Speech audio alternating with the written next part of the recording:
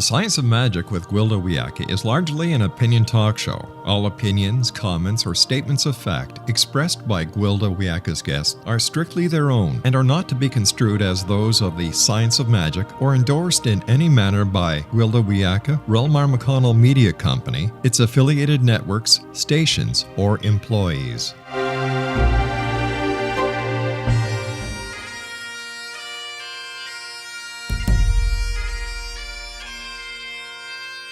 Welcome to the Science of Magic with Gwilda Wiyaka, a program dedicated to uncovering the unified nature of reality and humanity's ever-evolving place as truly galactic beings. For more information on the Science of Magic with Gwilda Wiyaka, visit us online at www.thescienceofmagic.net.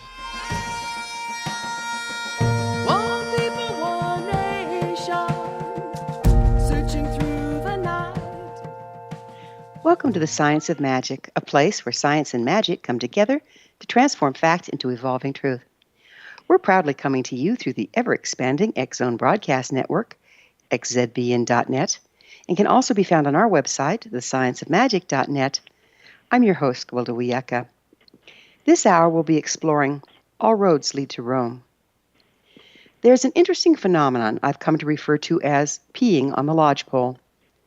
Though it presents itself in every spiritual practice, and I've since witnessed it in many, the first experience I had was while studying Native American spirituality, thus the name.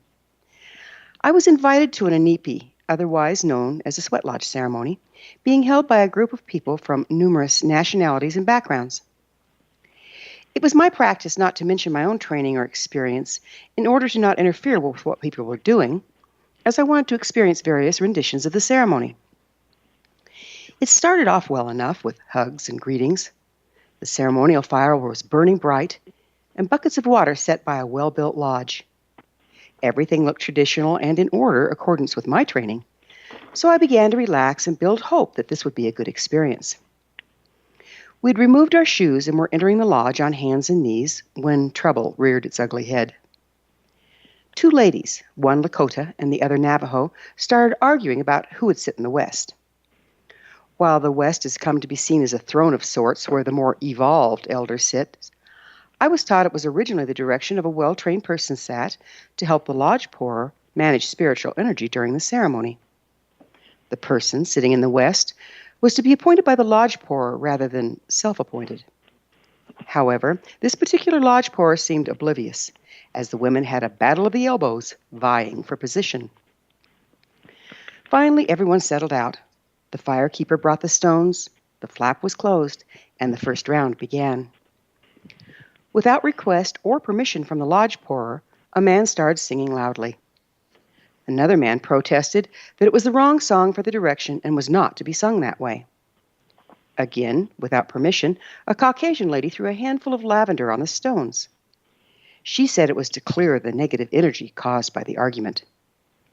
She was promptly reprimanded by another man who told her that lavender had no place in the lodge and she had just desecrated the grandfathers.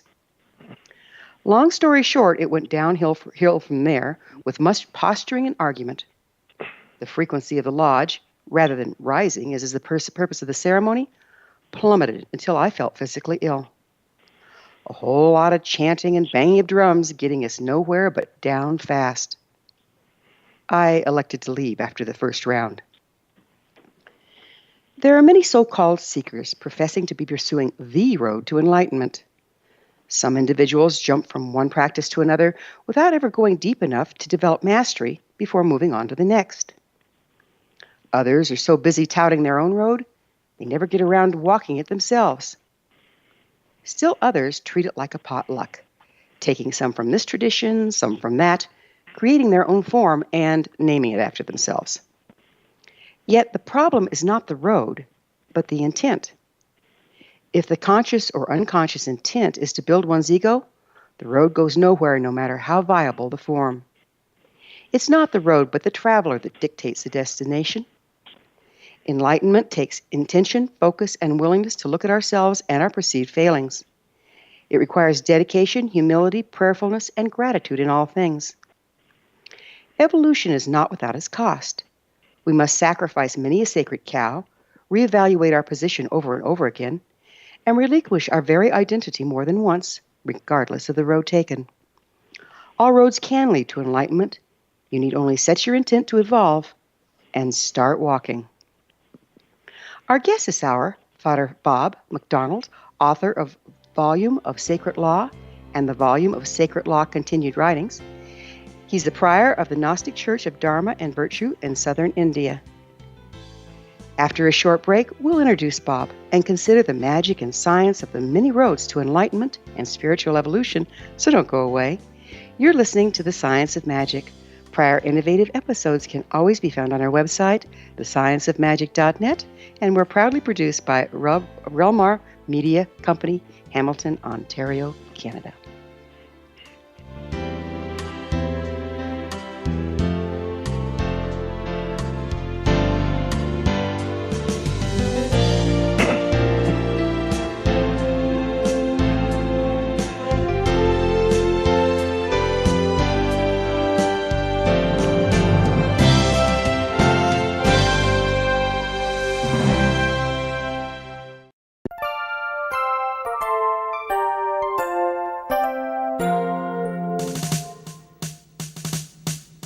Though the world seems in turmoil around us, let's not lose our way.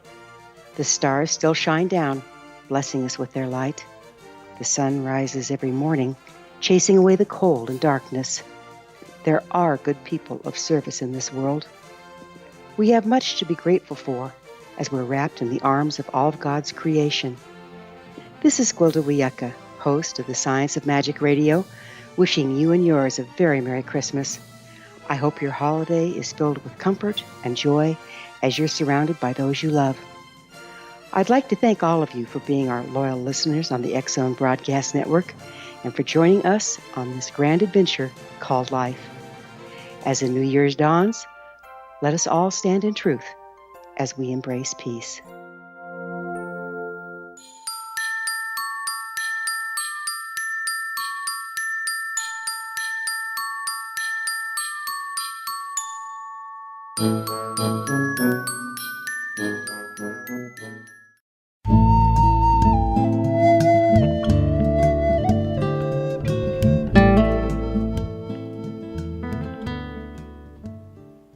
Welcome back. This is the Science of Magic, dedicated to unification and evolution of consciousness. I'm your host, Gwilda Wiyaka. Our guest this hour is Frater Bob McDonald, author of the Volume of Sacred Law and the Volume of Sacred Law Continued Writings. He's the prior of the Gnostic Church of Dharma and Virtue in southern India. Along with being a practicing Gnostic and prior of his church, Frater Bob is also an initiate in several Western mystery traditions, a teacher of Kabbalah, a certified Reiki practitioner, and an initiate in a branch of Hinduism. You can find him on his Facebook page, facebook.com/GnosticChurchDV. Frater Bob, thank you for joining us on the Science of Magic.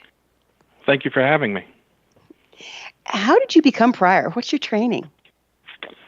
My training is extensive initiations in various traditions. I was trained by several spiritual teachers throughout my life.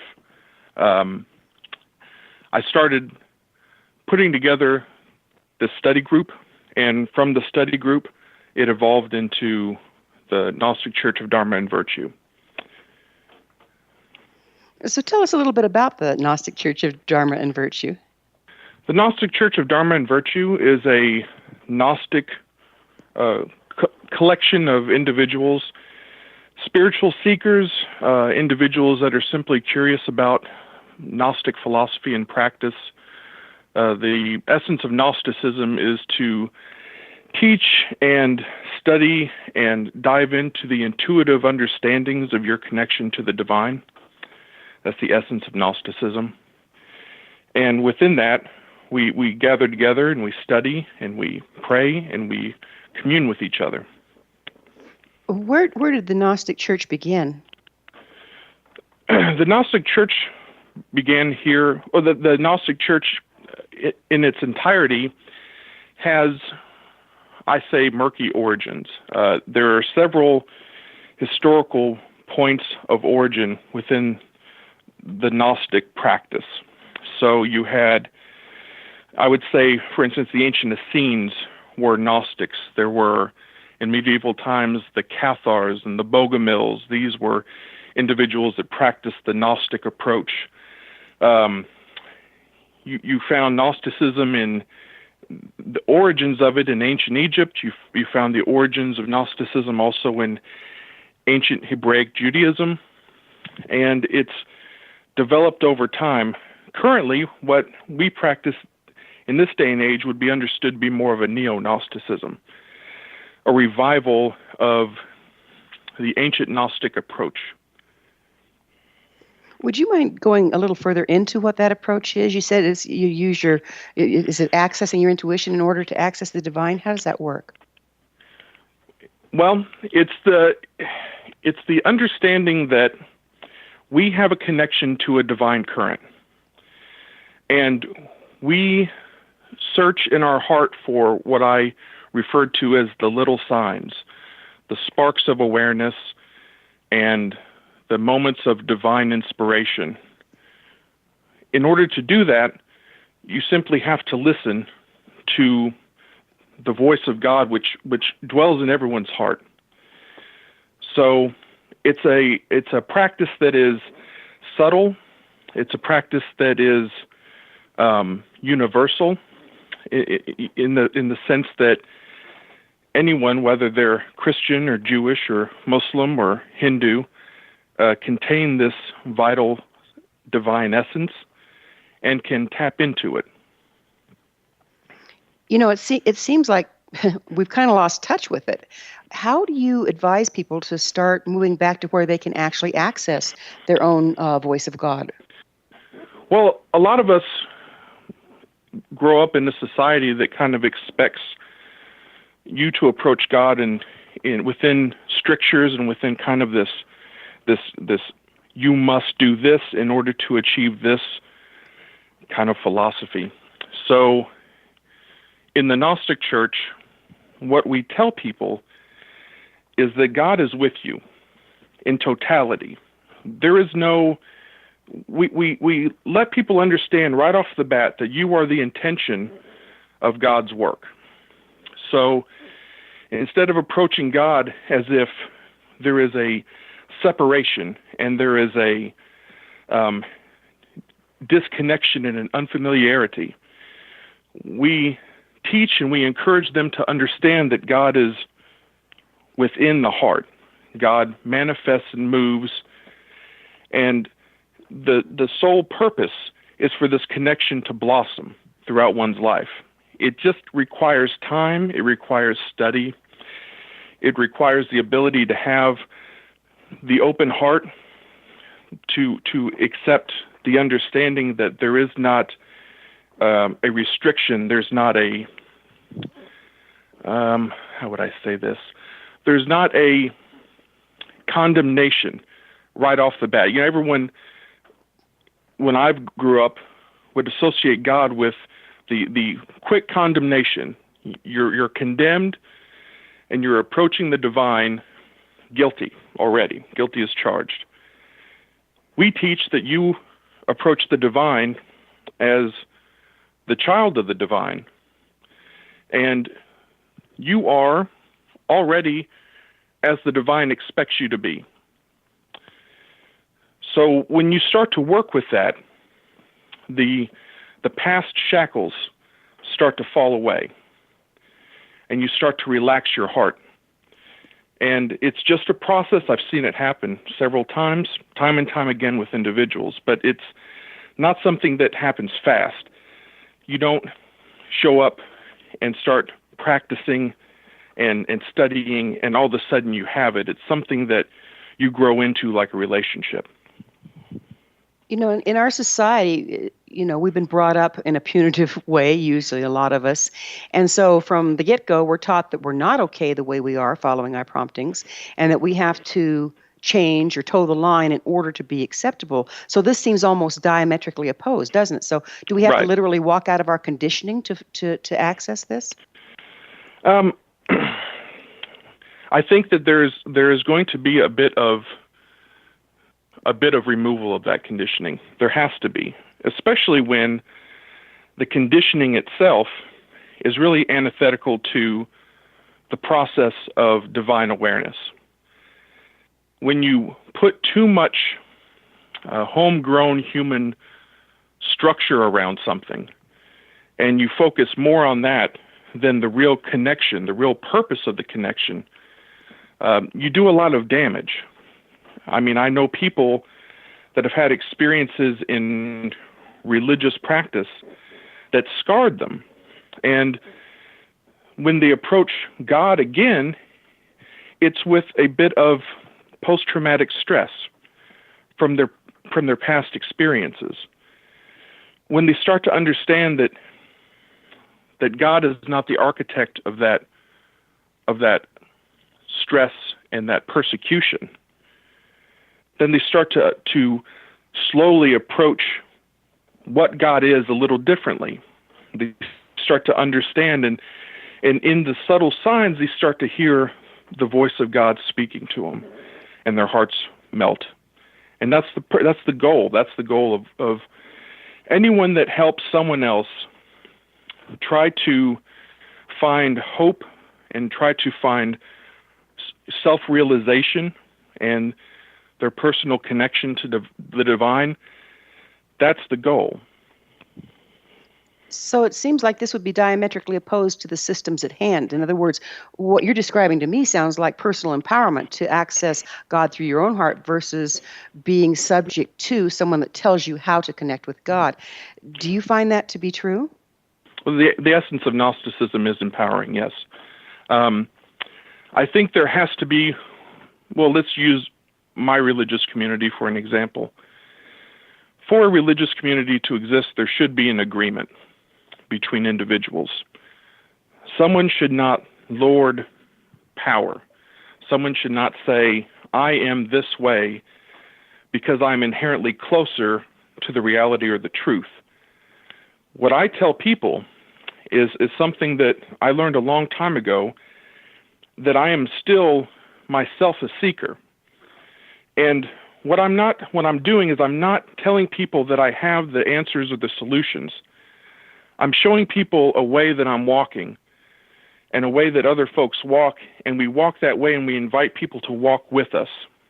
But no one is commanding. No one is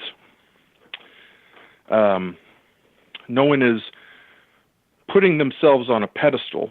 I have a real problem with that personally in spiritual approach. You have to bring people into a home and make them feel comfortable, and the whole reason that we exist as a spiritual community is to care for one another.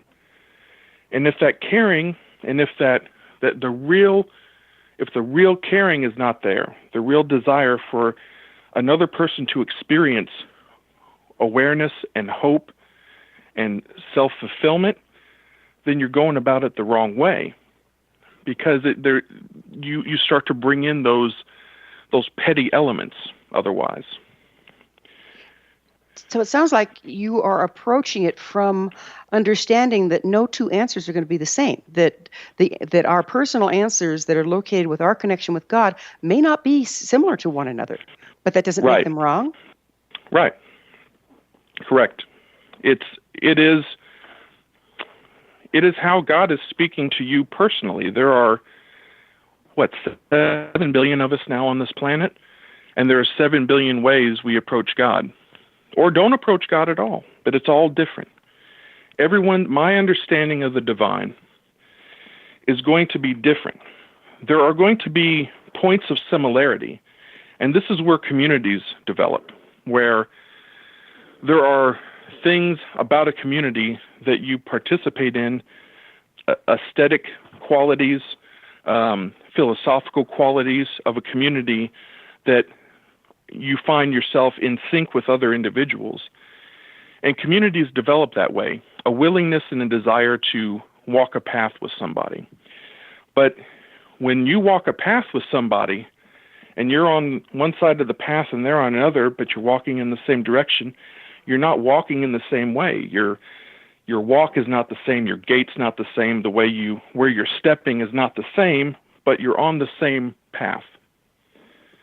And this should be the focus of the esoteric traditions, to let people know that they're not alone on the path, but they're getting there in the way that they can, just like I am, and just like you are.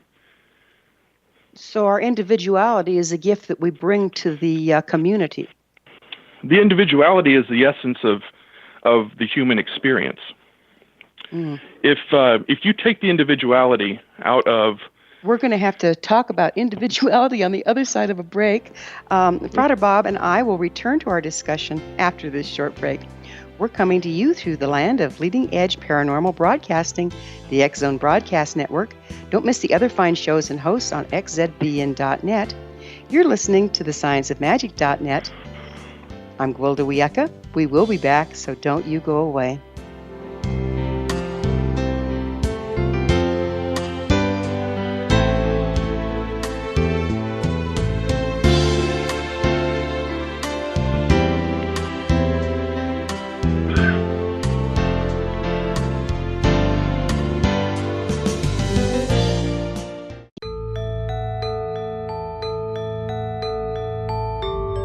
Hi, I'm Gwilda Wiyaka. Did you know that shamanism has been around for 50,000 years and practiced by all indigenous cultures? These ancients understood there's more to healing and health than just the physical. All 4 levels, physical, emotional, mental, and spiritual, must be addressed in order for us to enjoy healthy, abundant lives. To find quality shamanic healing you can trust, you need look no further than Path Home Long-Distance Shamanic Healing Program. All Path Home practitioners have been trained and certified through Path Home Shamanic Art School, a Colorado State occupational school, and are handpicked, personally trained by me, Gwilda Wiyaka, to uphold the excellence of Path Home's long-distance program. Live abundantly. Schedule a shamanic session with me or one of my quality practitioners today. Call 303-775-3431 or visit findyourpathhome.com.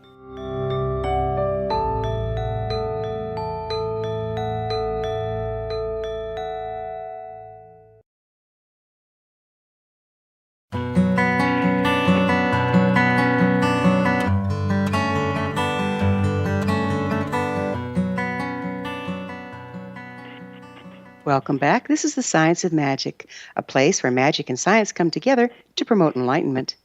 I'm your host, Gwilda Wiyaka. Our guest this hour, Frater Bob McDonald, author of the volume Sacred Law and the volume of Sacred Law Continued Writings.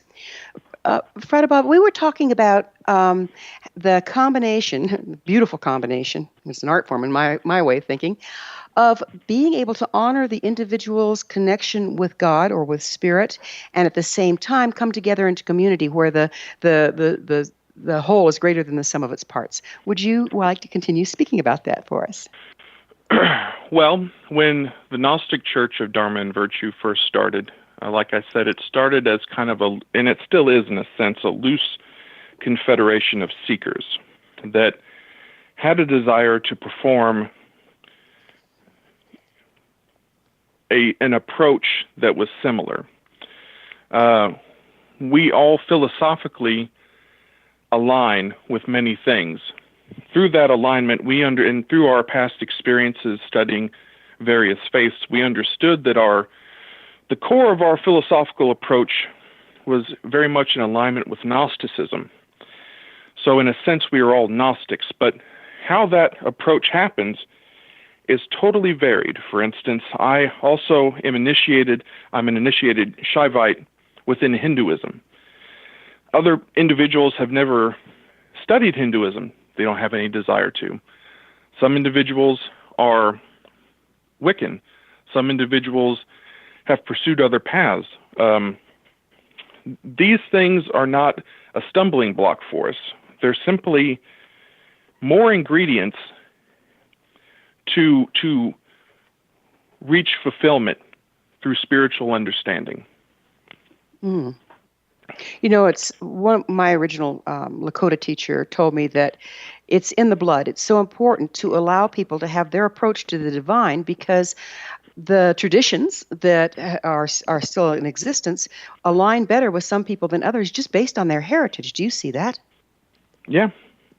Well, I'll give you an example. I was raised Roman Catholic, and I've told others that my first experiences into Gnostic awareness, into Gnostic tradition, came from monks and priests that taught me. They found within their tradition beauty and serenity and peace, and it did not mean for them that they had to degrade another tradition. They had to simply experience what inspired them, experience God in the way that spoke to them. And for them, that was through the Roman Catholic traditions, the mystical traditions of the church. So I grew up in this. My grandmother, before she met my grandfather, was a nun. And when I grew up with a very keen understanding of the esoteric nature of, for instance, the sacraments. And this never left me. So my desire to experience a sacramental tradition is still there and potent. And it's something that currently, for instance, Friday and Saturday, I'm being ordained as a priest into the Oriental Apostolic Church of Damkar. And this is a group led by Tao Michael Basilides, Tao Michael III, a wonderful man, also a Gnostic, an Orthodox, someone that I am keen to his teaching. We align in our purpose and our journey. And so as a result, I feel comfortable to join that church and to continue the path in the sacramental tradition. This is something that is not required of other people. This is my particular approach because it resonates within me. Someone else will have another path, another approach resonate with them, whether it's a Buddhist approach, whether it's non-sacramental Christianity, something more like, I have a friend that's a Pentecostal and considered very Gnostic. He experiences his religion in a way that gives him joy and allows him to connect to other people without ridicule or fear or the need to place themselves over someone else. It's the soul connection. What's the philosophy of active unity? The philosophy of active unity is that we are all sparks of the light of the divine current. Active unity means that we understand the inherent truth in the hearts of all individuals that solemnly and sincerely seek to know God. However, whatever understanding that will take onto a person, if you are experiencing that connection and relationship, that is as legitimate as mine, without any distinction to the quality. If someone has practiced Hinduism for 50 years and has only practiced Hinduism and seeks God with sincerity and with truth, then that person there is no distinction between the Catholic monk that has practiced for 50 years. So it's like all roads lead to Rome, right? All roads lead to Rome, absolutely. Would you tell us about the attainment of Gnosis and what it involves? The attainment of Gnosis? Mm-hmm. The attainment of Gnosis is, I guess, an easy way to say it is, I don't know if I will ever attain true Gnosis. I don't know if I'll ever attain enlightenment. I don't feel like I've gotten there yet. If I had gotten there, I think I wouldn't still be working so hard. Does that make sense? It does. I take the steps in hope that it will bring me closer to maybe better understanding what I need to do to attain Gnosis. I know that sounds bizarre, but it's kind of this long walk that I'm taking. And the first step, I think, on that path is to recognize that the divine is alive in all things, and that all things flow through divine awareness. When you understand that, you are taking your first small steps. How is that going to manifest for you then for the duration of your journey is up only to your relationship with God.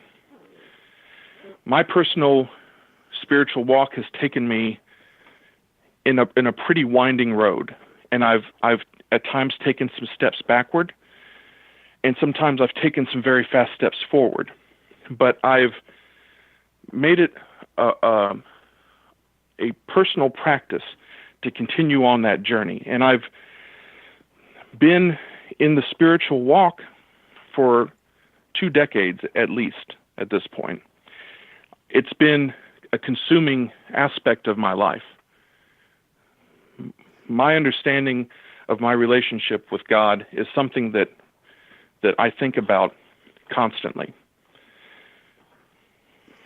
Would you also practice Reiki? How does it fit in with this? It sounds like you're talking about the flow. That kind of ties together somehow. Reiki is one of those universal practices that brings the divine essence through you once again. So it is a method of achieving the same thing, whether it's Gnostic practice, whether it's Buddhist meditation, Reiki healing, Christian faith healing, anything you would want to think of. The goal is to bring the light of divine awareness and divine healing through you out to others. You have to be a lamp for the light in your life. That is the hallmark of the pilgrim, is to not be the light, but to simply be the lamp, and to carry the light within you. What steps does a person have to take before they can do that? The first step is simply a desire to. Have a desire in your heart to have that connection. And just by having the desire to connect to the divine, the connection is made. It's very simple. Other stuff, when it comes to individual or distinctive practice, for instance, the sacramental tradition that I'm within, the sacramental tradition that the Gnostic Church exists in, we all have made agreements to pursue this out of a desire. So we use a methodology. Our methodology is that consistent with the Western sacramental tradition. So we use this to help us, but it is not the be-all and end-all. All that is required is our connection to divinity, and that only happens through internal desire, through internal realization. So we call it self-realization in a sense, because we are aspects of the divine, and to realize the divine, we're in turn realizing ourselves. So if we are able to recognize ourselves as divine, then we step more into our true nature and therefore are better aligned with the divine that moves through all things. Is that what you're saying? That's what I'm saying. But it's not something that happens in sweeping movements. So to say that you're divine can be a loaded thing. If someone says they're divine, that's been used to manipulate people at the same time. So I think a better way to say it is that we are approaching our inherent divine nature humbly. And only the true source knows our place and knows our intention.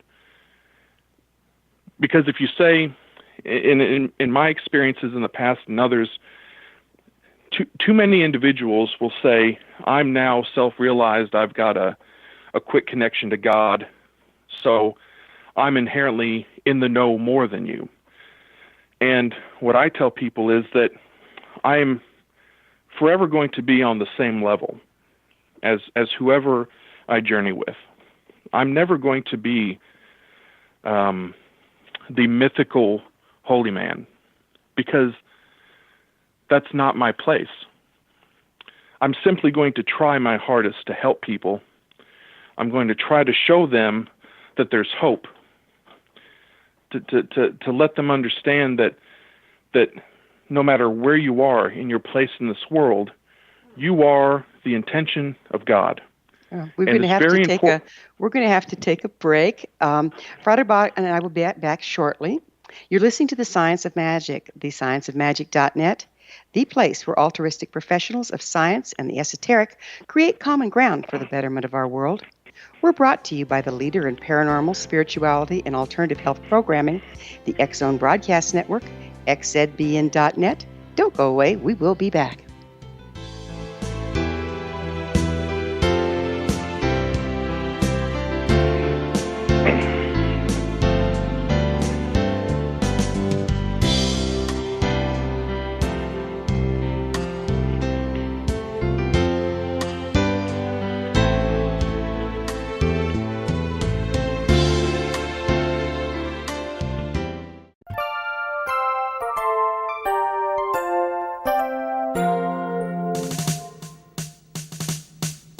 Though the world seems in turmoil around us, let's not lose our way.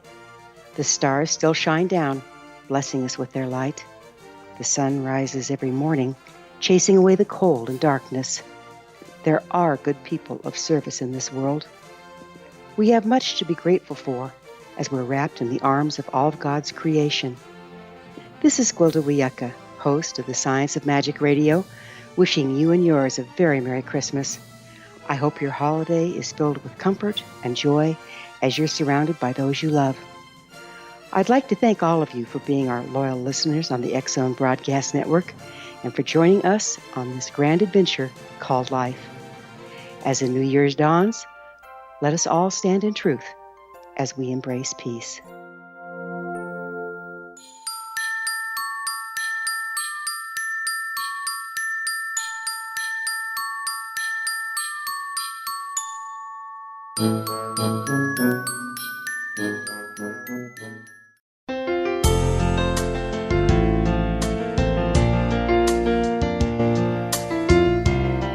Welcome back. This is the Science of Magic, bringing together gifted people of service to the world. I'm your host, Gwilda Wiyaka.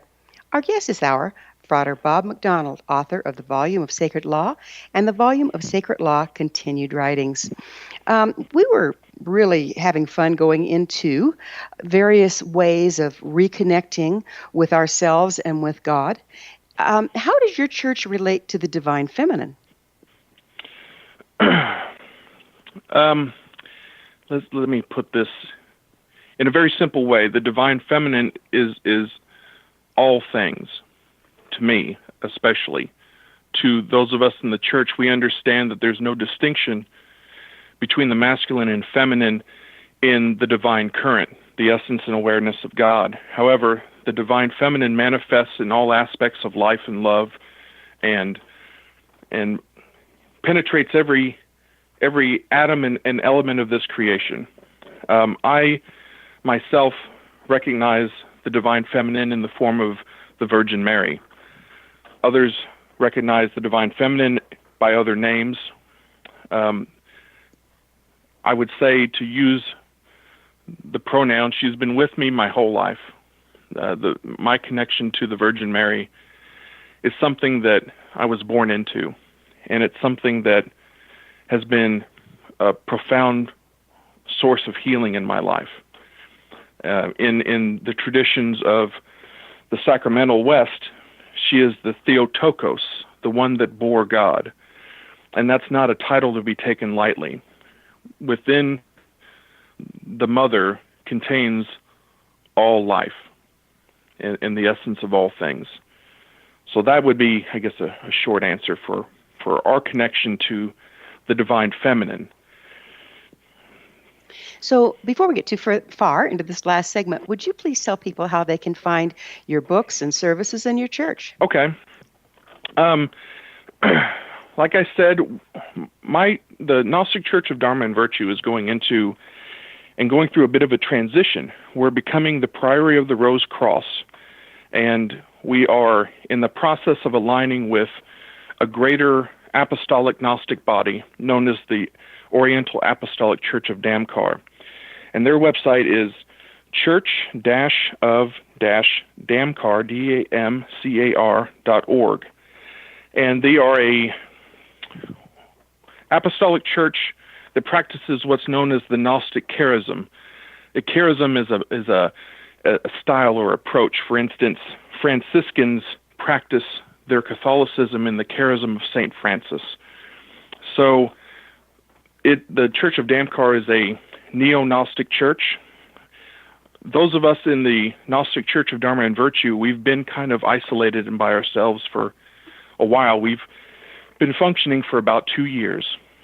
So through getting to know the individuals in the Church of Damkar, we felt a desire and a need to branch out and to join a family of fellow travelers.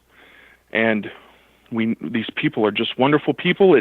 And I guess on Friday and on Saturday, I'm being ordained into the priesthood.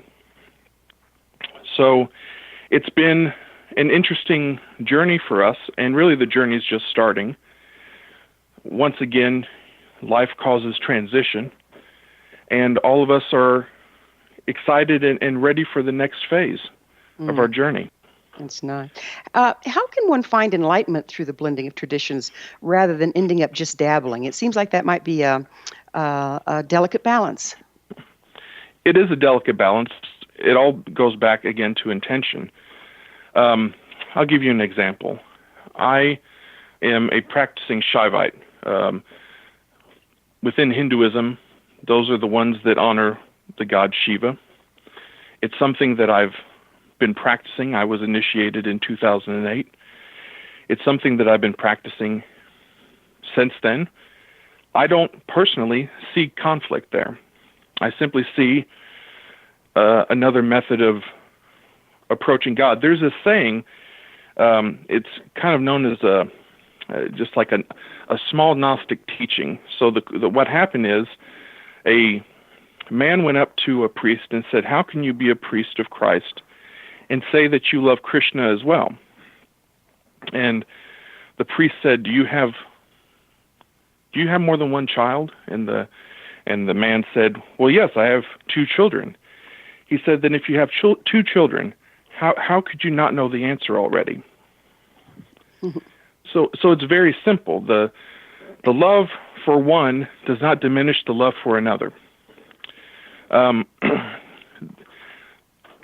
guess sometimes individuals want to experience something, but they don't want to dive headlong into it. I don't see a problem with that. Some call it dabbling. I think that it has to do with your understanding of what you're doing. If you stick your toe in the water a little bit in another tradition and then claim you know everything about that tradition, that's the problem. But if you have just a desire to experience how someone else lives in another way of approaching God, then there's no harm in that. So there are those of us that are part of multiple traditions that have been part of these traditions for years and years and years. And this is nothing new in the mystical circles. Those that pursue the mystical awareness of God, you'll find one thing that's very common is how uncommon the different spiritual approaches are and how they're so eclectic. It is amazing, isn't it, how many different spiritual approaches we have out there. And don't you think we've kind of slivered off because we're all trying to find the way rather than embrace everybody's way? Yes, I think that's exactly it. The way, the true path has no name. The names and the accents we put on our approach to the divine, it's indigenous to us as humans. This has nothing to do with any design of the divine. We understand concepts through the abstract and through relating it back to our experiences as human. So to do that, what's happened is, naturally, because we are a species of a variety of experiences, we approach the same thing in multiple series of ways. It's interesting. My original Gnostic teacher tells this legend, and I've heard it in many ways in many different languages. But it basically says that at one point we were sent to the four directions. We were cast across the planet, and it's only when we bring it all back together that we will know true enlightenment. Do you hold to that? I agree with that. Yeah. I think that there's a certain a byproduct of the mystical experience is the accepting of that experiential source within the hearts of other people. I think that there was a story of St. Francis and the Sultan, and St. Francis was to appear before the Sultan, and they recognized within each other the spark of divine truth, and they embraced. St. Francis didn't have to sit there and badger the Sultan about what it really meant to really believe God, and the Sultan didn't force St. Francis to really believe God in his way. Because they were inherent mystics, because they chased the spirit, and they chased the divine purpose, and not necessarily the dogma, they were quick to recognize that they were fellow travelers. They were pilgrims. I use a term, I call it the eternal pilgrim. I am an eternal pilgrim. I am constantly on the holy quest. That is how I'm able to sanctify my life and to allow myself to, even in the mundane world, experience the vibrance and reality of spiritual awakening to the best of my ability. It would go a long way if all of us would do exactly what you just described, is upon meeting each other, look for the divine in each other rather than the differences. Yes, absolutely. It's the first thing that the trained eye, one that walks in the path of the divine, it's the first thing that they tend to notice. That's, like I said, it's a byproduct of that. I've seen it over and over again. People who will hear or see of a unique approach, and their first reaction is not fear, because that seems to be the consistent reaction to those that don't know how to begin this approach. They're fearful. They're afraid that the dogma and the structures and the rules put in place are really what's causing the spiritual experience. So they're afraid to stray. But when they get over the fear, when they overcome it, whether through help by knowing individuals that are open, Frater, time flies, and I'm afraid we're out of it. It's been wonderful having you on the show. Thank you so much for. Our guest this hour has been Frater Bob McDonald, author of the volume of Sacred Law and the volume of Sacred Law Continued Writings. You can find him on his Facebook page, facebook.com/GnosticChurchDV. This has been The Science of Magic. Don't forget to join us on our next episode of The Science of Magic. Until next time, dear ones, may you be blessed with knowledge and comforted with love as you walk your sacred path to enlightenment. Searching through